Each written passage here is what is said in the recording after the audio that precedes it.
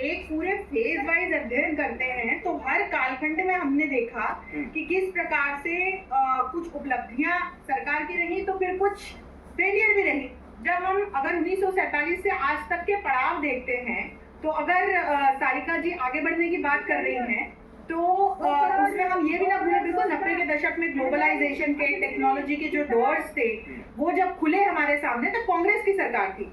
लेकिन हम इस चीज को भी ना भूलें कि इस देश ने आपातकाल का जो काला एक फेज देखा है, बोफोर्स जैसे जो घोटाले देखे हैं, कांग्रेस सरकार के कहीं ना कहीं। सारिका जी मैंने आपको डिस्टर्ब नहीं किया? सारिका जी 40 सेकंड दीजिए अंशु जी को, फिर आ रहा हूँ आपके पास।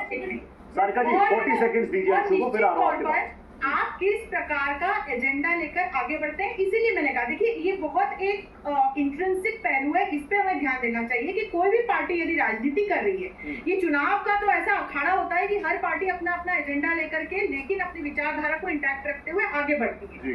तो मेरा ये कहना है कि जो अभी हाल फिलहाल हम इंडिया अलायंस देख रहे हैं, मैंने क्यों कहा कि इस नाम में कई छेद दिखाई देते हैं, इसमें इस तरह की पार्टियां साथ में हैं जो अलग अलग राज्यों में एक दूसरे के अगेंस्ट इलेक्शन लड़ रही हैं। आप देखिए कि आप और कांग्रेस जो है वो पंजाब में एक दूसरे के विरुद्ध खड़ी हुई है, वेस्ट बंगाल और केरला में अलग अलग ये जितने भी जैसे सीपीआई है, कांग्रेस है, एक दूसरे के अगेंस्ट खड़े हुए हैं। तो ये कोई विचारधारा का नहीं, ये बस ये इस बात के लिए मेल हुआ है कि हम किस प्रकार से सरकार बनाएं। और यहीं पर मैं एक विश्लेषक के रूप में कहना चाहूंगी कि जब राजनीति का आधार इस प्रकार का स्वार्थ हो जाता है तो फिर उसमें जो है कहीं ना कहीं जनता का नुकसान होता है। और इसीलिए मैंने कहा कि भाई हमें भाजपा की सरकार बनती हुई दिखाई दे रही है। ठीक है, विश्लेषक सारिका जी प्लीज आप रिएक्ट कीजिए, लेकिन आपने आज संजय निरुपम का बयान सुना।